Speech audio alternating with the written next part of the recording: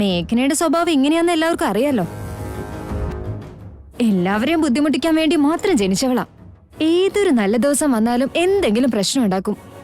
നമ്മുടെ എല്ലാവരെയും സമാധാനം നശിപ്പിക്കലാണല്ലോ അവളുടെ വിനോദം.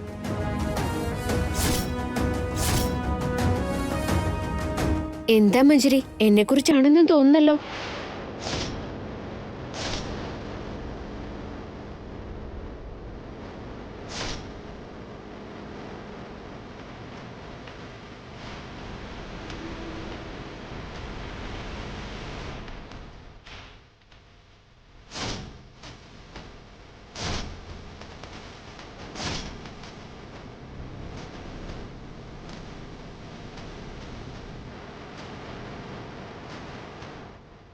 മേഘനമോളെ, നീ ഇവിടെ തന്നെ ഉണ്ടായിരുന്നോ? നിന്നെ കാണാതായപ്പോഴേക്കും ഇവിടെ കിടന്ന് ചിലർ ചിലക്കുന്നുണ്ടായിരുന്നു. അതെന്തിനാ അച്ഛാ? ഇവിടെ ഇപ്പൊ എന്റെ ആവശ്യമൊന്നുമില്ലല്ലോ. ഏയ്, അങ്ങനെയൊന്നുമില്ല. വീട്ടിലൊരു ഫംഗ്ഷൻ നടക്കുമ്പോ നീ എവിടെയെന്ന് എല്ലാരും ചോദിക്കില്ലേ? ഇവിടെ തന്നെ നിൽക്കാൻ നിനക്ക് താല്പര്യമില്ലെങ്കിൽ ഇടയ്ക്കൊന്ന് മുഖം കാണിച്ചിട്ട് പോയാലും മതി. അങ്ങനെ ആയിക്കോട്ടെ അച്ഛാ. അതിരിക്കട്ടെ, മേഘനന്ദ എവിടെ പോയി?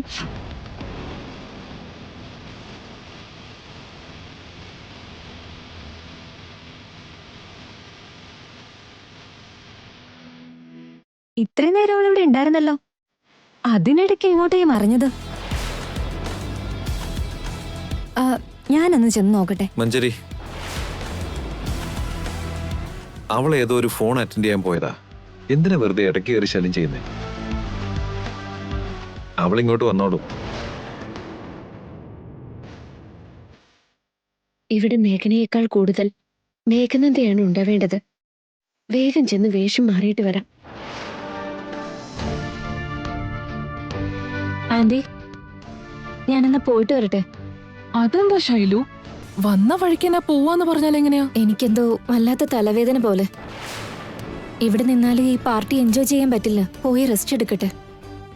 എന്നാ ശരി ശൈലു, പിന്നീട് ഞാൻ ഫോണിൽ സംസാരിച്ചോളാം. ശരി.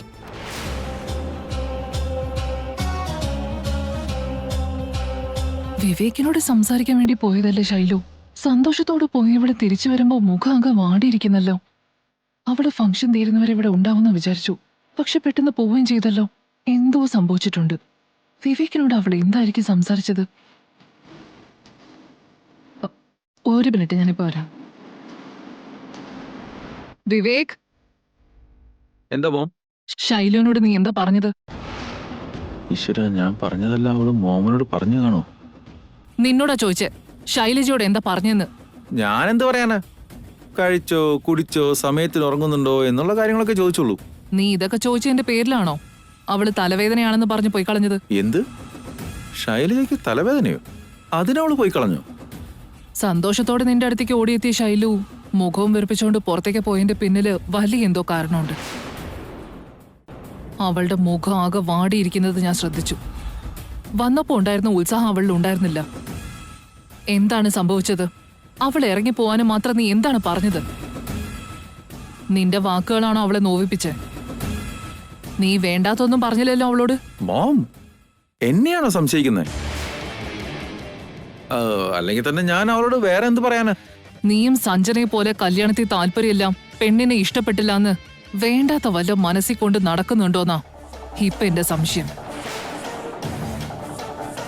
ഒരു കാര്യം പറഞ്ഞേക്കാം, രാജേശ്വരുടെ വീട്ടിലെ മരുമകൾ സഞ്ജനയും മരുമോൻ നീയും ആണെന്നുള്ളത് ഞാൻ എന്നേ തീരുമാനിച്ചു കഴിഞ്ഞതാ.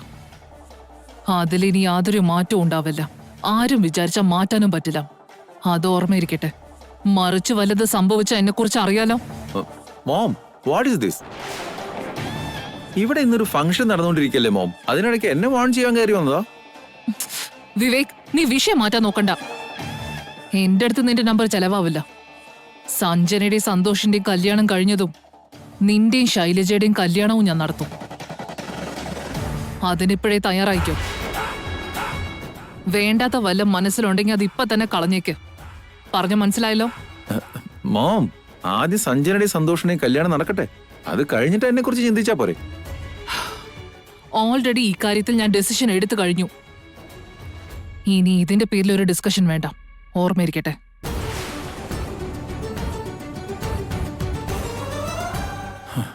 മോമിന്റെ വാശിക്ക് മുന്നിൽ ദൈവത്തിന് പോലും പിടിച്ചു നിൽക്കാനാവില്ല. പക്ഷെ ആദ്യം ചാരുവിന്റെ മനസ്സിൽ എന്താണെന്നാണ് മനസ്സിലാക്കേണ്ടത്. അവിടെ എനിക്ക് ഗ്രീൻ സിഗ്നൽ തന്നു കഴിഞ്ഞാൽ പിന്നെ ഒരു പ്രശ്നവുമില്ല. മിഥുൻ, കൺഗ്രാറ്റുലേഷൻസ്. Thank you. നിനക്ക് ഇങ്ങനെ ഒരു അവാർഡ് കിട്ടിയതിൽ ഞങ്ങൾക്ക് എല്ലാവർക്കും ഒത്തിരി സന്തോഷമുണ്ട്. Thank you so much. ഇതിപ്പോ ആദ്യമായിട്ടാ മംഗലാപുരത്ത് നിന്ന് ഒരാൾക്ക് ടർക്കിന്ന് അവാർഡ് കിട്ടുന്നത്. Really I am proud of you. Thanks ഡാ. Thank you so much.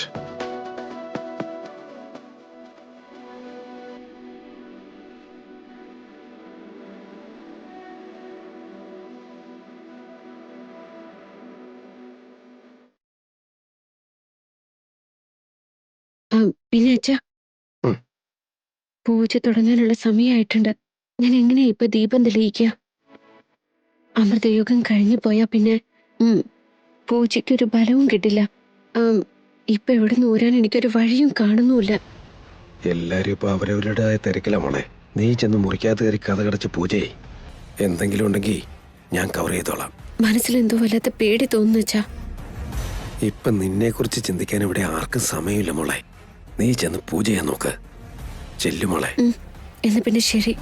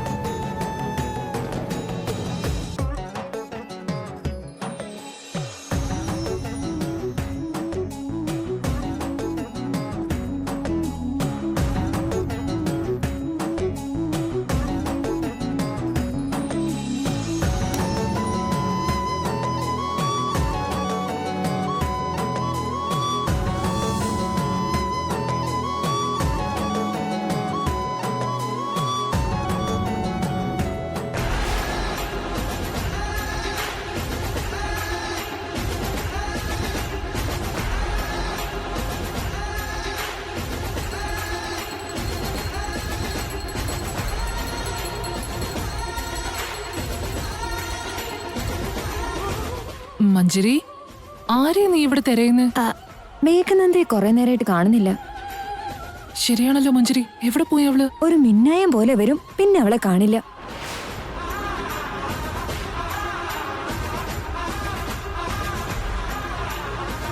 അവളുടെ പെരുമാറ്റത്തിൽ എന്തോ പ്രശ്നമുണ്ടല്ലോ. ശരിയാണ് മഞ്ജരി, ഞാനും അത് ശ്രദ്ധിക്കുന്നുണ്ടായിരുന്നു. എന്നാലും ആളെന്താ ആരുടെയും കൂടെ ചേരാണ്ട് മാറി മാറി പോകുന്നേ?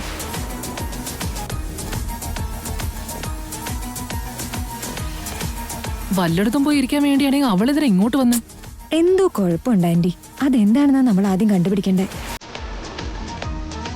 ആന്റി, മേഘനന്ദ എവിടെയുണ്ടെന്ന് ഞാനൊന്ന് പോയി നോക്കട്ടെ.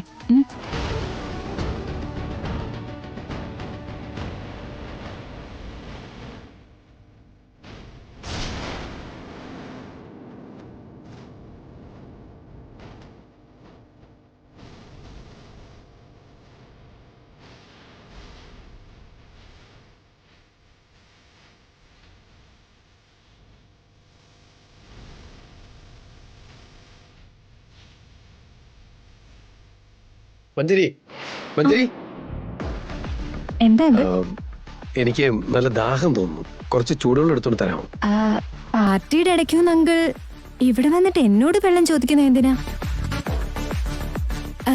സുദീപിനോട് ചോദിച്ചാലും തരുമല്ലോ.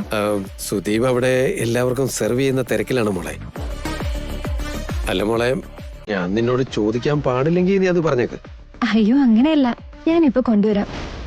ആ,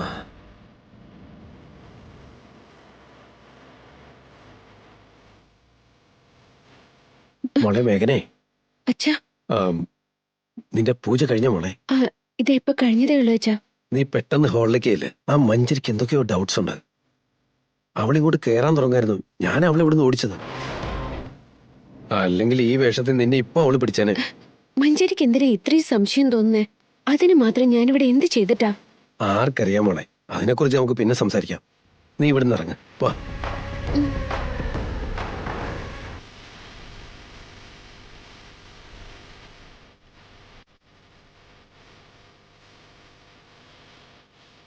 നിക്ക് ഇതിലെ വെക്കൂ. ആ. ആ.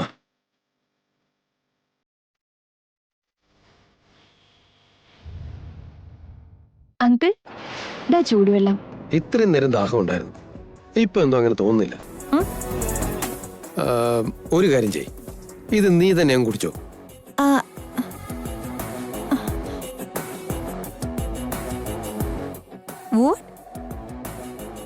ഇത്രയും നേരം ദാഹിച്ചിട്ട് ഇപ്പൊ ദാഹം പോയി എന്ന് പറഞ്ഞ എങ്ങനെ? ഇവിടെ എന്തൊക്കെയോ തരികിടകൾ നടക്കുന്നുണ്ട്.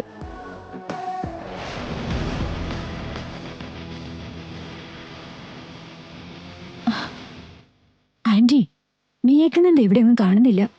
ഇപ്പൊ മേഘനയും കാണുന്നില്ലല്ലോ. ഇവർക്ക് രണ്ടുപേർക്കും ഇടയിൽ എന്തെങ്കിലും കണക്ഷൻ ഉണ്ടായിരിക്കും. എനിക്കും എന്തൊക്കെയോ കരിഞ്ഞു മണക്കുന്നുണ്ട്. ഛേ,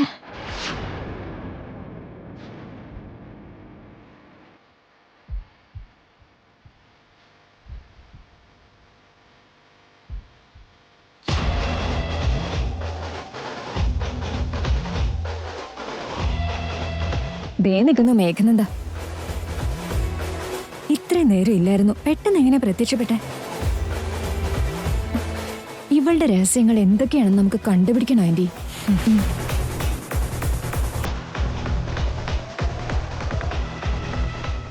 മേഘനന്ദേ,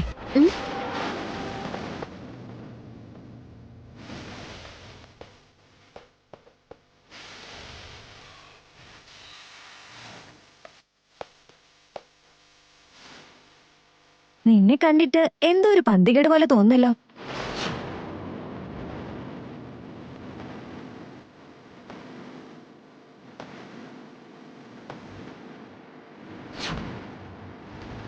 എന്ത് പന്തികേടാണ് മാഡം? കുറച്ചു നേരം ആളിവിടെ ഉണ്ടാവും, പിന്നെ കുറച്ചു നേരത്തേക്ക് കാണില്ല.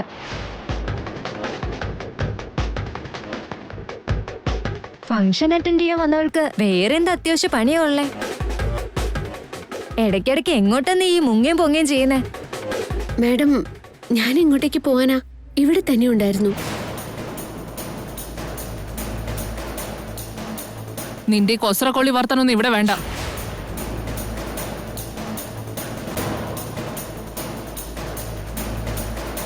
നീ എല്ലാവരുടെയും കണ്ണ് വെട്ടിച്ച് എന്തൊക്കെയോ ചെയ്യുന്നുണ്ട്.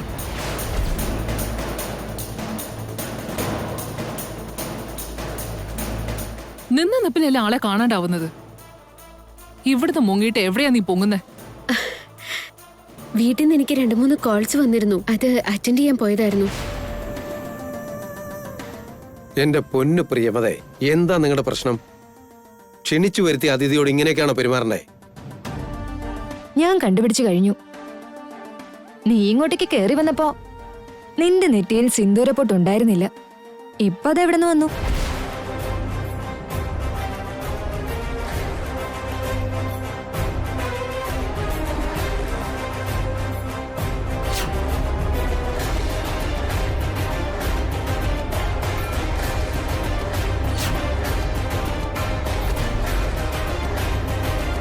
ഇവിടെന്ന് മുങ്ങിയിട്ട് നീ വല്ല അമ്പലത്തിലുമാണ് ചെന്ന് പൊങ്ങിയേ?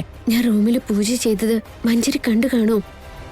സത്യം പറയും മേഘനെ, പാർട്ടി അറ്റൻഡ് ചെയ്യാൻ വന്നവള് ഇടയ്ക്ക് ഇവിടുന്ന് ചാടി ഏത് പൂജയ്ക്കാ പോയേ? ഇന്ന് കാർത്തിക പൗർണമി അല്ലേ മാഡം? ഈ അമൃതയോഗത്തിലെ ദീപം തെളിയിക്കുകയാണെങ്കിൽ മഹാദേവന്റെ അനുഗ്രഹം കിട്ടുമെന്നാണ് ഐതിഹ്യം.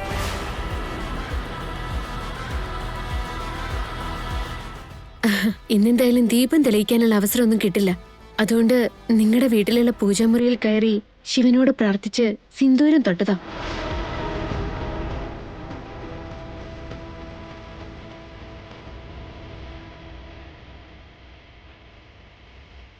മഹാദേവനെ തൊഴുതതിനാണോ എന്നെ ഒരു കള്ളിയെ പോലെ ചോദ്യം ചെയ്യുന്നേ? അപ്പൊ ഇതിനു വേണ്ടിയായിരുന്നോ എന്നെ ഇങ്ങോട്ട് ക്ഷണിച്ചു വരുത്തിയതൊക്കെ? ആന്റി തന്നെ പറയാ ആന്റി, ഒന്നിവിടുത്തെ പൂജാമുറിയിൽ കയറി മഹാദേവനെ തൊഴുതത് അത്ര വലിയ തെറ്റാണോ? അല്ലല്ല, അങ്ങനെയൊന്നും വിചാരിക്കരുത് പ്രിയമ്പതേ. മഞ്ജരി, നിങ്ങൾ എന്തൊക്കെ വേണ്ടാദിനങ്ങൾ ഈ കാണിച്ചു കൂട്ടുന്നത്? ആരാ എന്താന്ന് നോക്കാതെ മനസ്സിൽ തോന്നുന്നതൊക്കെ വിളിച്ചു പറയാ.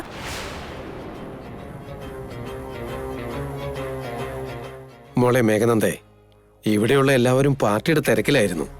അതിനിടയ്ക്ക് മഹാദേവനെ കുറിച്ചൊക്കെ ചിന്തിക്കാൻ ആർക്കാ ഇവിടെ സമയം?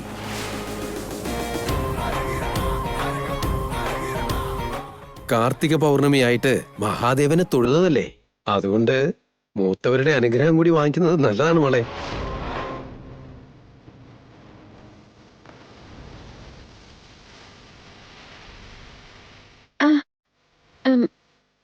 ഇവിടെ മൂത്തവര് നിങ്ങളൊക്കെ അല്ലേ? സാറും അരുണിമമ്മയോടും കൂടെ അനുഗ്രഹിച്ചാ മതി.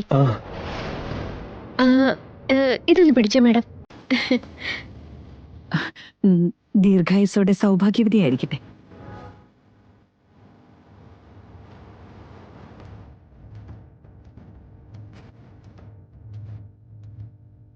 അയ്യോ, മേഘനന്ദ എന്തേ ചെയ്യുന്നേ?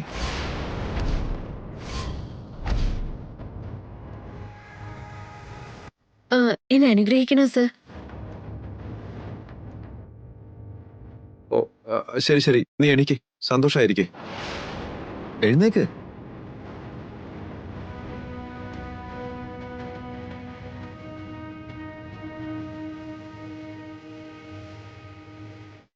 എടി മേഘനന്ദേ, നീ എന്താടി കാണിച്ചത്? നീ എന്തുദ്ദേശത്തിലും ഇതിന്റെ കാലത്തൊട്ട് വന്നിച്ചേ? അതിനവൻ അത്രയ്ക്ക് പ്രായമൊന്നും ആയിട്ടില്ല.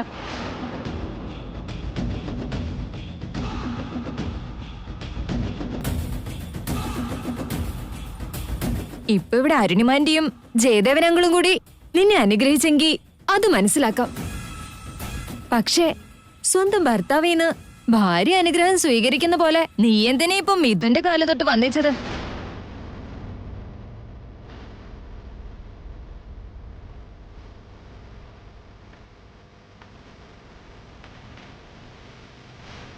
എന്താ മേഘനന്ദ നിന്റെ പ്രശ്നം? എന്തുദ്ദേശത്തിലാണ് നീ അങ്ങനെ ചെയ്തേ? എനിക്കൊരു ജോലി തന്നെ എന്റെ ജീവിതം കരയ്ക്കടുപ്പിച്ച ദൈവം അത്. അദ്ദേഹത്തിന്റെ കാലത്തൊട്ട് നമസ്കരിച്ചതിൽ എന്താ തെറ്റ് മാഡം?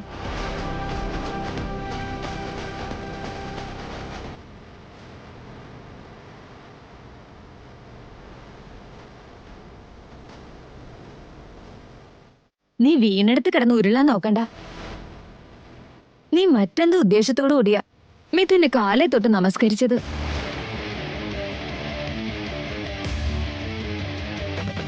മഞ്ജരി, അത് വിട്. ആ കുട്ടിയുടെ മനസ്സിൽ വേറെ എന്തുണ്ടാവാനാ? ജോലി കൊടുത്തതിന് നന്ദി കാണിക്കാനല്ലേ അവന്റെ കാലെ തൊട്ട് അവൾ വന്നിച്ചത്. അത് നീ എന്തിനാ വേറെ കണ്ണി കാണാൻ നിൽക്കുന്നത്? ഇല്ലാത്തതൊക്കെ ഉണ്ടാക്കി പറയല്ലേ. അരുണിമേ, ഒന്ന് പറഞ്ഞു മനസ്സിലാക്കി കൊടുക്ക്. മഞ്ജരി, സ്ഥലകാല ബോധം മറന്നുകൊണ്ടുള്ള നിന്റെ ഈ പെരുമാറ്റം ആർക്കാ നാണക്കേടുണ്ടാക്കുന്നത്? ഇതിലെന്ത് നാണക്കേടാ ആന്റി? കുറെ നേരമായി ഞാൻ ശ്രദ്ധിക്കുന്നു. നിങ്ങളുടെ രണ്ടുപേരുടെയും പെരുമാറ്റം എനിക്ക് പിടിക്കുന്നില്ല. പാവ മേഘനന്ദയോട് വേണ്ടാത്ത ചോദ്യങ്ങളൊക്കെ ചോദിച്ച് എന്തിനാ വെറുതെ നിങ്ങൾ അവളെ വിഷമിപ്പിക്കുന്നത്? നമ്മുടെ വീട്ടിൽ അതിഥിയാണ് അവള്. അവളോട് ഇങ്ങനെയാണോ പെരുമാറുന്നത്? മാഡം, പ്ലീസ് മാഡം, ഇത് ഇവിടത്തോടെ വിട്ടേക്ക്. കാര്യമില്ലാത്ത കാര്യത്തിന്റെ പേരിൽ നിങ്ങൾ തമ്മിൽ വഴക്ക് കൂടുന്നത് കാണാൻ എനിക്ക് ഇഷ്ടമല്ല. സന്തോഷത്തിന് വേണ്ടി ഈ പാർട്ടി. അതിനിടയ്ക്ക് ഇങ്ങനെ ഞാൻ കാരണം ഒരു പ്രശ്നം ഉണ്ടാവുന്നത് എനിക്ക് ഇഷ്ടമല്ല മാഡം. ദയവ് ചെയ്ത് ഇതിന്റെ പേരിലൊരു തർക്കം വേണ്ട. Please madam. നിന്നെ കാണുമ്പോ സത്യം പറഞ്ഞ് എനിക്ക് വല്ലാത്ത ആദരവ് തോന്നുന്നു.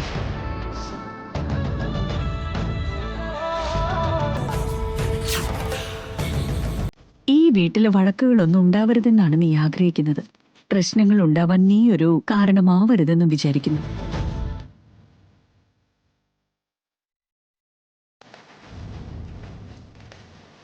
എത്ര വട്ടം പറഞ്ഞു ഞാൻ, നിന്റെ വ്യക്തിത്വത്തോട് എനിക്ക് ആദരവ് തോന്നുന്നു. എന്റെ മോന് നീ ചെയ്ത സഹായത്തിന് എന്തെങ്കിലും പ്രത്യുപകാരം ചെയ്യണമെന്ന് ആഗ്രഹമുണ്ട്.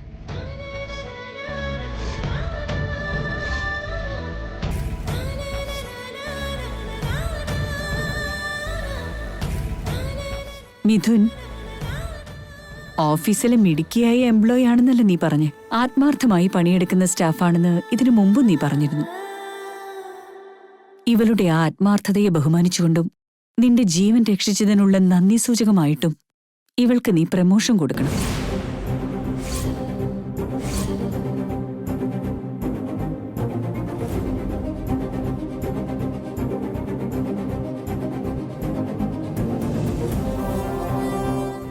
ആയിക്കോട്ടെ മോം, കൊടുത്തേക്കാം. മോളെ മേഘനന്ദേ, ഈ പ്രമോഷൻ നീ ചെയ്ത സഹായത്തിനു മുൻപിൽ ഒന്നുമല്ലെന്ന് എനിക്കറിയാം. എന്നാലും ഞങ്ങളുടെ ഒരു സന്തോഷത്തിന് വേണ്ടിയാണെന്ന് കരുതിയാൽ മതി. ആ അപ്പൊ ശരി ശരി, നമുക്ക് ഡിന്നർ ആരംഭിച്ചാലോ? എല്ലാരും വരൂ. വരൂ.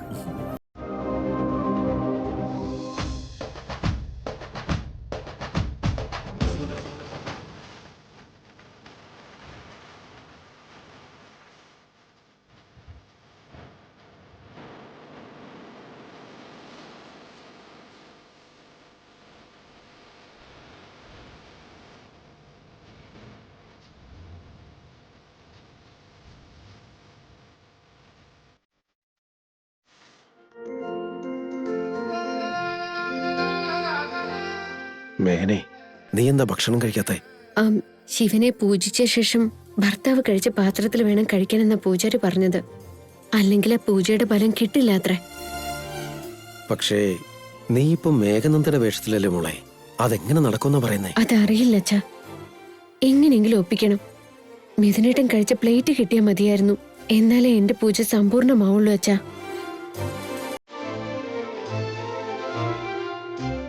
മോളെ മേഘനന്ദേ, നീ എന്തോന്നും കഴിക്കാത്ത? ഇന്ന് ഞാൻ ഉപവാസമാണ് ആന്റി, അതുകൊണ്ടാ കഴിക്കാത്തെ. അയ്യോ, ഉപവാസമായിരുന്നോ? വേറെ എന്തെങ്കിലും ആയിരുന്നെങ്കിൽ നിർബന്ധിച്ചെങ്കിലും കഴിപ്പിക്കായിരുന്നു. ഉപവാസല്ലേ, അത് മഹാദേവന് വേണ്ടി. അപ്പൊ പിന്നെ ഞാനും നിന്നെ ശല്യം ചെയ്യുന്നില്ല.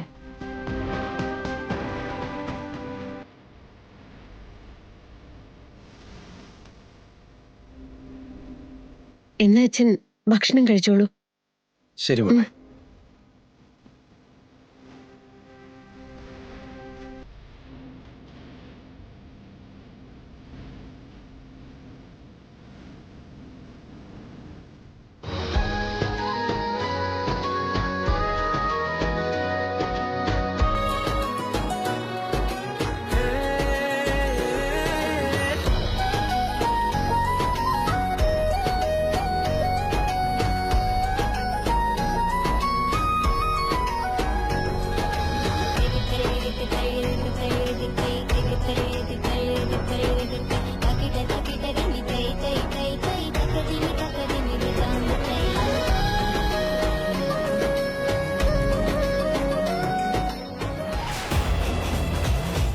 നോക്കിക്കേ ആന്റി, പിന്നെ മേഘനന്ദ എങ്ങോട്ട് മുങ്ങി. ആ മേഘനന്ദ ഇവിടെ എന്തൊക്കെയോ പണികൾ ഒപ്പിക്കുന്നുണ്ട്. ഇപ്പൊ ചെന്നാ ചെലപ്പോ കൈയോടെ പിടികൂടാം. വന്നേ ആന്റി. നിങ്ങൾ എവിടേക്ക് പോവാ? അല്ല, മേഘനന്ദ ഇവിടെ എങ്ങും കാണുന്നില്ല. നിങ്ങളോട് ഒരു വട്ടം പറഞ്ഞാൽ മനസ്സിലാവില്ലേ? എന്തിനാ പെൺകൊച്ചിന്റെ പുറകെ തന്നെ ഇങ്ങനെ നടക്കുന്നത്?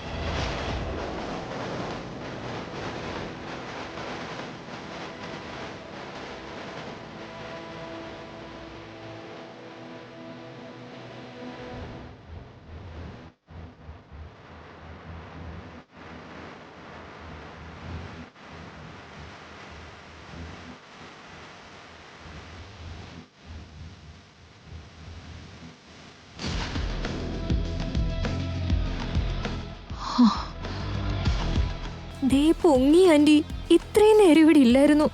നമ്മൾ ഒന്ന് കറങ്ങി വന്നപ്പോഴേക്കും മുങ്ങിയവള് പാങ്ങിനെ ഇവിടെ പൊങ്ങിയില്ലേ?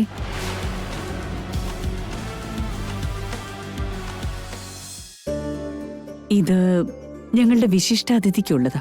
റിട്ടേൺ ഗിഫ്റ്റ് വാങ്ങിച്ചോളൂ. Thank you madam.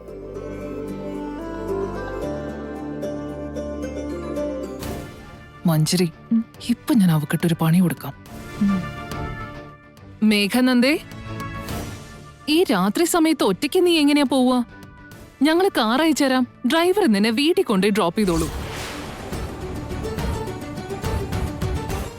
അതൊന്നും വേണ്ട മാഡം, ഞാൻ പോയിക്കോളാം. കാറി കൊണ്ട് ഇറക്കി തരാന്ന് പറയുമ്പോ ആരെങ്കിലും വേണ്ടെന്ന് വെക്കൂ. പോയി ഇറങ്ങിക്കോ, ഞങ്ങളൊന്ന് സന്തോഷിക്കട്ടെ. എന്നാലും ഡ്രൈവറുടെ കൂടെ അയക്കുന്ന എന്തിനാ? ഞാൻ കൊണ്ട് ഡ്രോപ്പ് ചെയ്തോളാം.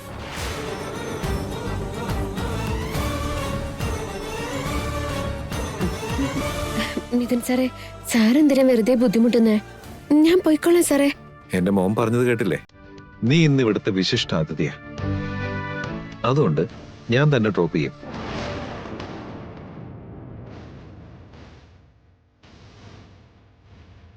അവള് പൊയ്ക്കോളാന്ന് പറഞ്ഞില്ലടാ, പിന്നെന്തിനാ വെറുതെ നിർബന്ധിക്കുന്നേ? അങ്ങനെ അങ്ങ് പറഞ്ഞു വിടുന്നത് ശരിയല്ലല്ലോ. മിഥുൻ സർ, ഇവിടെ ഇപ്പോ ഒത്തിരി ഗസ്റ്റുകളില്ലേ, അവരെയൊക്കെ ഒഴിവാക്കി എനിക്ക് വേണ്ടി സാറ് വരുന്നത് ഒട്ടും ശരിയാവില്ല. ഞാൻ പോയിക്കോളാം മിഥുൻ സർ. ദയവ് ചെയ്ത് എന്നെ ധർമ്മസങ്കടത്തിലാക്കല്ലേ.